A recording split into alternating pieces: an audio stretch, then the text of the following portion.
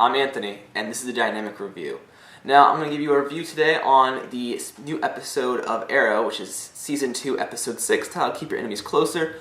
Originally, I wanted to do a big, weekly episode review for the Arrow series, but my job is now the night shift, so I really don't get free time to make videos anymore, unless it's like on my day off, like today. But I was going to do a big overcast of all the episodes, but I really wanted to kind of focus on this one, just to give you a quick video so you don't have to watch a 30-minute long rant of me on the series. So I also, before I get on to that, I was going to do a review for Agents of S.H.I.E.L.D., which I think I might do one for next week's episode because it's supposed to tie into Thor the Dark World. But overall, the Agents of S.H.I.E.L.D. show is crap. I mean, maybe not crap, but it's not on the same level as Arrow. Arrow, I could talk to you for days about Arrow, which I'm going to try to measure down and make sure I don't rant too much or talk too long about this. But I'll give you a quick review, or a quick summary of the episode, and then give you my likes and dislikes about it, and then finally a rating. So, in this episode, it starts out with Diggle being captured by Argus agents and is confronted by Amanda Waller. This Amanda Waller is played by Cynthia Addie Robinson. I'm probably going to mess that part of her name up. But she is obviously playing Amanda Waller, and she confronts Diggle saying, hey, Lila has gone missing. Lila was kind of Diggle's informant for the whole Deadshot case, because Diggle's brother was shot by... Diggle's brother was protecting a client who was being hunted down by Deadshot, and Deadshot, I guess, missed and then killed his brother. And then Diggle has obviously been going after Deadshot to have his revenge, which we later find out in this episode that one, Lila is his ex-wife, is Diggle's ex-wife, and two, Deadshot killed Diggle's brother. Deadshot killed Diggle's brother on purpose because Diggle's brother was the contract. Whew. Okay, but we'll get to that. Basically, in this episode, so obviously Diggle is captured by Argus and confronted by Amanda Waller. She tells him that Lila has gone missing in Moscow, and she knows about Diggle, how Diggle and Oliver spend their nights, and so she said, hey, your passport is up to date, so we're going to send you to Moscow to go find her, because, she was there investigating Deadshot for you, so you're going to go take care of your mess and save her. So Diggle goes and tells the rest of Team Arrow, Felicity and Oliver, that he needs to go off for a couple days to take care of some stuff, and they jump and say, hey, we're going to go with you, because that's what the team does. And I really like that dynamic that Team Arrow is always there for each other. When last season it seemed like it was all revolving around Oliver, and when Diggle needed him at one point, Oliver wasn't there, and so this is kind of like I'm making up for it. But like I said, let me continue with this review. So they're getting ready to leave for Moscow, when all of a sudden, Summer Glau's character, Isabel Rockville, shows up, who is his partner at Queen Consolidates, or the Queen, not Industries, but it's Queen Consolidated. But anyway, so she shows up and is like, oh, you're going on a business trip? Well, I'm going to go with you.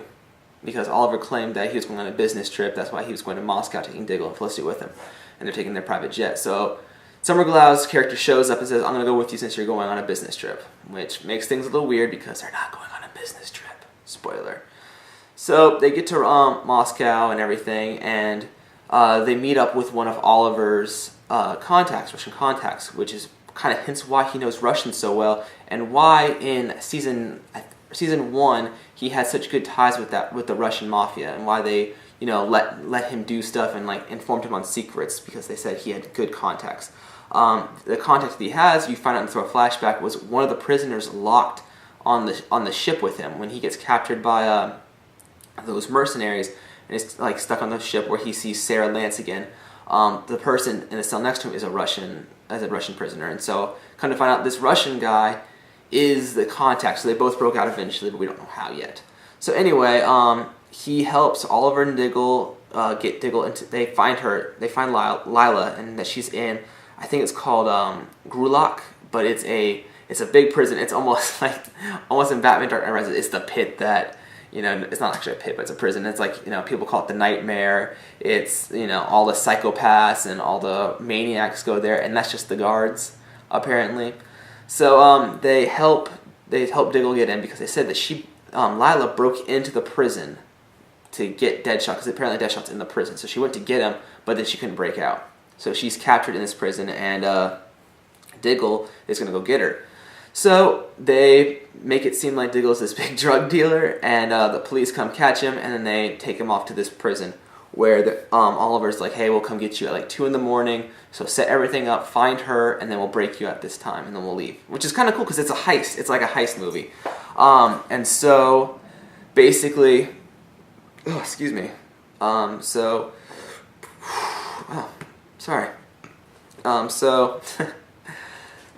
Diggle gets in. There's a guard on the inside who's going to help them.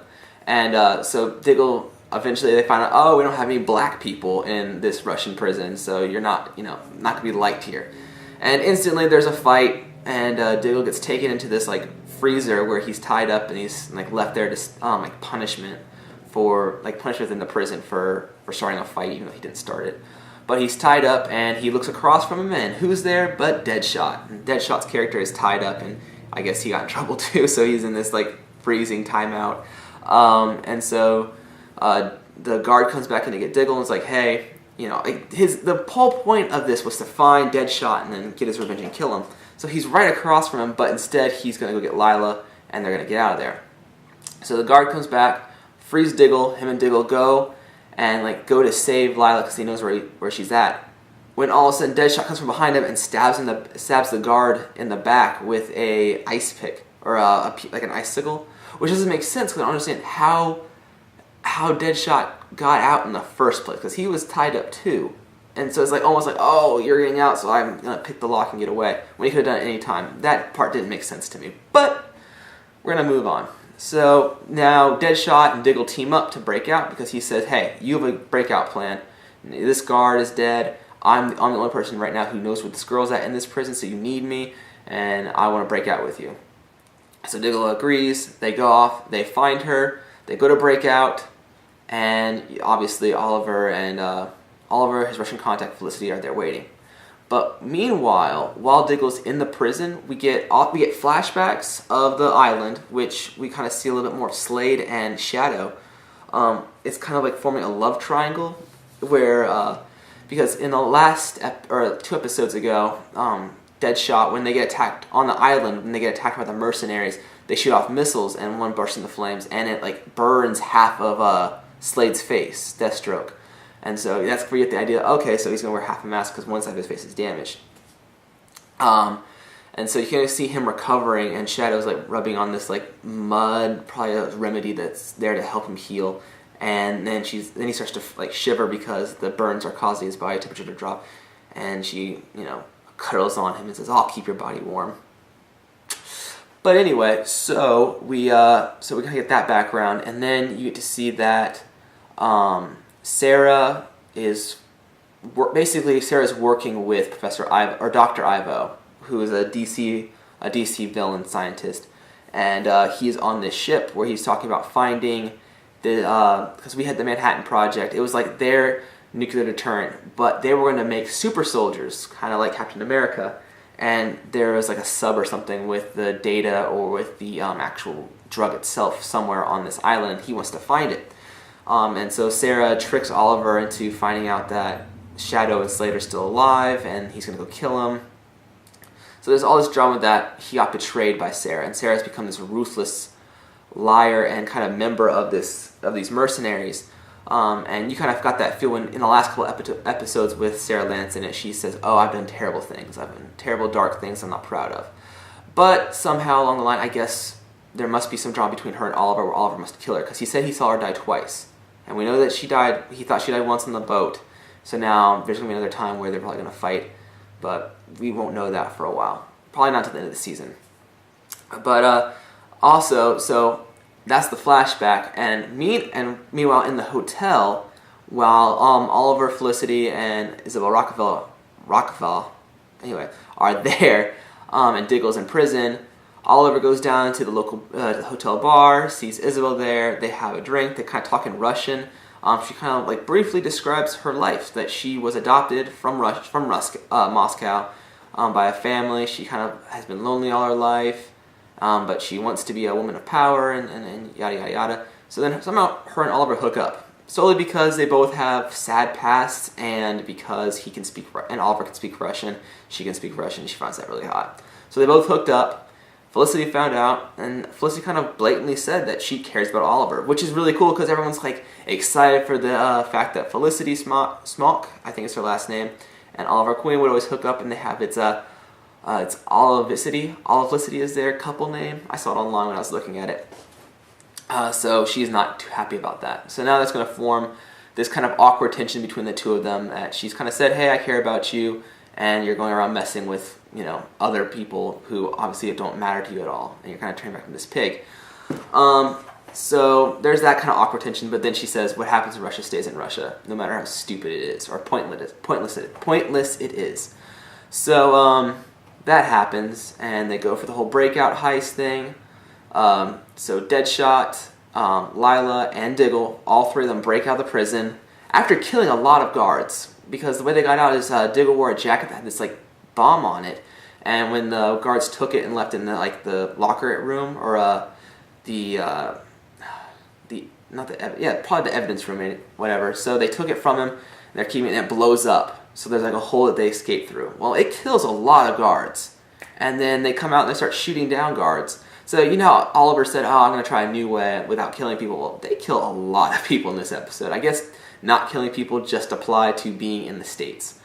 So they have a getaway van, they get out, and they kind of pull off to the side, and Diggle says, "Get out of the car," and he's talking to Deadshot. Deadshot gets out of the car, and he's holding up a gun, he's getting ready to kill him, and then kind of says, "You know, I can't do it." After he kills a bunch of other people, he can't kill the guy who kills his brother. And then Deadshot kind of says, "Hey, you know, I'll tell you this little food for thought," like I said in the beginning of this episode, that, you know, "Hey, I was hired by someone to kill your brother. Your brother was my target, because I never miss." Which is kind of cool, because the actual Deadshot character in the comic books never misses, and he's like the second greatest assassin next to Deathstroke, which is cool because they're both in the series. But anyway, they said, "Who hired you?" And he says, "I don't know their name, I just know their alias, and it's Hive, Hive." On the comic book, Hive is run by Brother Blood, which is, you know, obviously one of the main villains in this season, who's, you know, what's his name? See, now I'm kind of forgetting, but Sebastian Blood, that's it. Sebastian Blood, who's, you know, everyone's saying Blood for Mayor. He's kind of the savior of the Glades right now, and then 2 episodes ago he killed the villain known as the Mayor with his weird, like, scarecrow-looking mask. But anyway, Hive in the comic books has hired Deathstroke to do assassin work, and they're kind of this international group of villains. So, and they're run by Brother Blood, obviously, who is Sebastian Blood. So that's gonna all tie together. That this is that, you know, this main villain's coming in. He's kind of been there for a while to stir things up, and that's really exciting because they said there are gonna be 2 big bads in this season. And so far, we found out that the League of Assassins and Ra's al Ghul is in. Then we know that now there is Hive and Brother Blood, and Professor Ivo's out there, and we don't know if he's going to eventually make a bigger role later, because eventually Slade will become Deathstroke, and he's going to be an issue for Arrow. And then we have Professor Ivo, who will eventually create, I hope will create, Amazo, which is a ability mimicking robot. So like, say it saw Superman, now it has super strength, super speed, and laser vision. So it takes on the abilities of metahumans that it encounters. And so I think that when he talks about how he's going to build a super soldier, he ultimately will build this super robot, which will be amazing. And that would be really cool for all the comic book fans out there to see.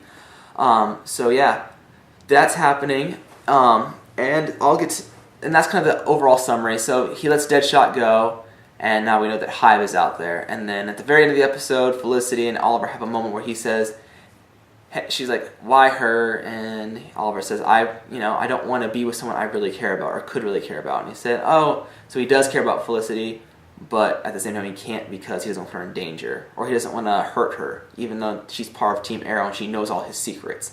Now, this is the big difference. This is not like Mary Jane Watson in the beginning, who didn't know anything, or Lois Lane in the beginning, who didn't know who Superman was. Like, she knows all the cards are on the table. She knows everything except for what happened on the island. So anyone who could handle it would probably be her. But we'll see that drama unfold. So anyway, let's get to what I liked and what I didn't like. We'll end on a good note, and I'll start with what I didn't like. What I didn't like in this episode, which I didn't even talk about in my summary, was the fact that there was some Thea and Roy drama. I just can't stand it. Thea is Oliver's younger sister. Roy Harper is supposed to become Speedy, Red Arrow, who's the sidekick of Green Arrow. But his character is so dull. The person who plays him, Colton Haynes, is just boring.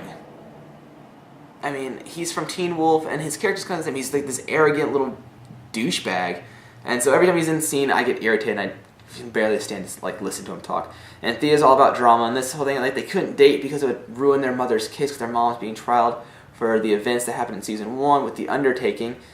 So I really didn't care for that. I also didn't care for the fact that Amanda Waller. I have nothing against Cynthia Addie Robinson. Nothing against her. But the Amanda Waller I know is a stalky, kind of thicker woman who doesn't take crap from anyone. And this new version, the Cynthia version, is the New 52, where she's more attractive and she's skinny. Where the other one was thicker and she was kind of hard as nails or tough as nails.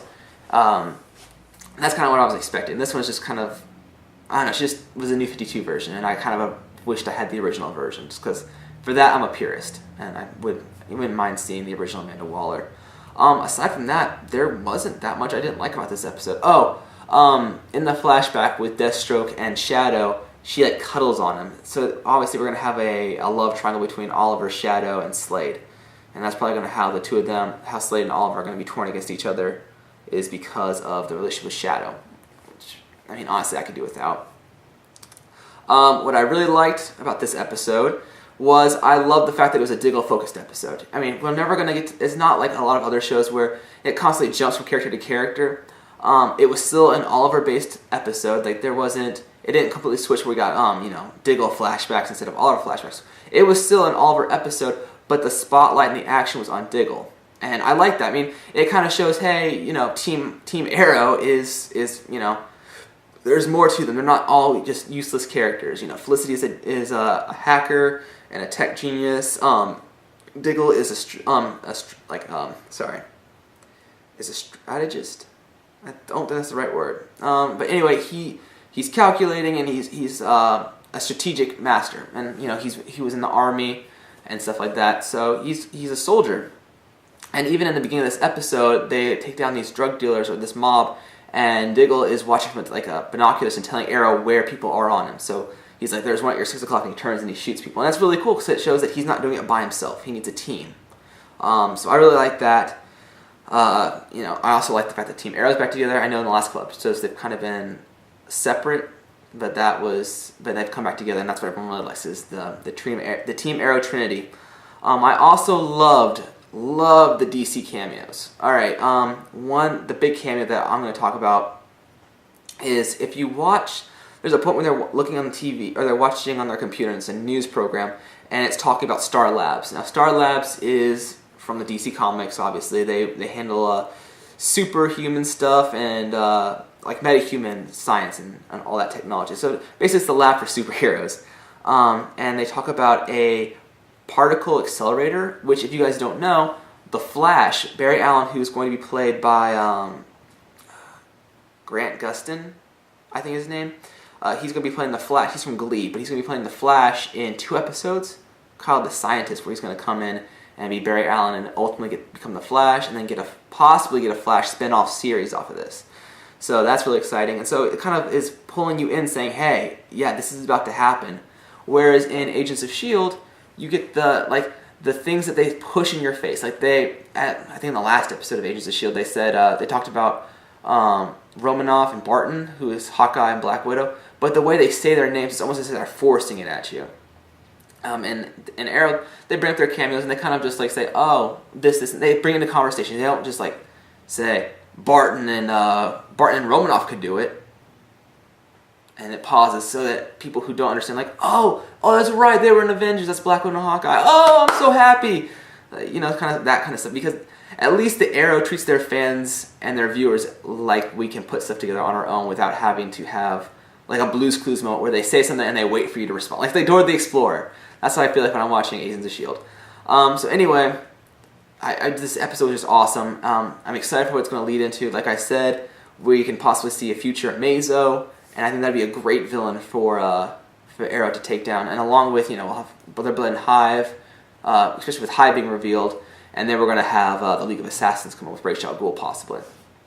One big thing that I really, really liked that I could see happening, this is kind of off on a little tangent.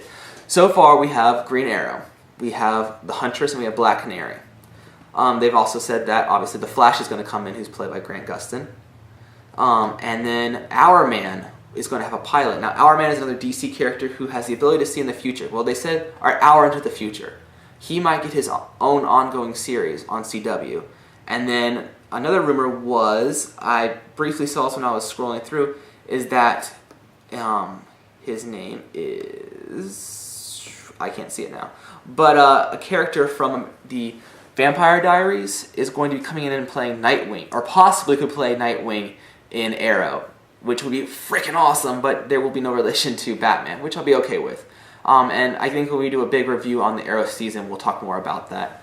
But so far, it means that we will have, you know, Arrow, Huntress, Black Canary, Flash, Hourman, and Nightwing all in the same universe. So that's 6 people. That could almost be like this little sub-Justice League. I know they won't say Justice League, but they could call it, probably not the Outsiders, but they could have their own superhero team. And it could be the first time we have a superhero team, a live-action superhero team, because they couldn't do it, obviously, in the cinematic universe yet. And I feel like in the TV universe, it could work out pretty well, especially with this odd cast of characters. And ultimately, these heroes could be the ones that take on Amazo, because obviously Arrow shouldn't be able to do it by himself. I mean, that would kind of irritate me if he's able to fight Amazo alone. And I feel like if he had, you know, different characters with him, they could all take down Amazo. Or if Amazo took on different traits of each of these characters, they kind of team up so they can counteract each other's abilities. So I think that'd be freaking awesome. Highly, highly happy with this episode. Out of 5, I'm going to give this episode a 4. Definitely one of my favorites, if not my absolute favorite of this season. So yeah, I'm hopefully going to try to do more reviews of each Arrow episode. I'll possibly have Zane, Addison, or Zeb with me, so I'm not just ranting by myself. I see that the episode's kind of gone a little bit longer than I wanted, but we'll work on that.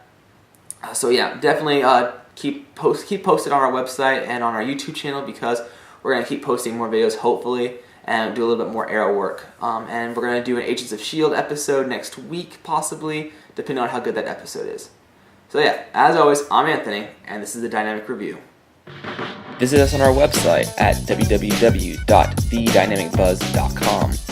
Also, like us on Facebook. We love getting comments from you guys, and follow us on Twitter. We, enjoy retweets. Also, while you're at it, subscribe to us on our YouTube channel and check out all our awesome videos and reviews.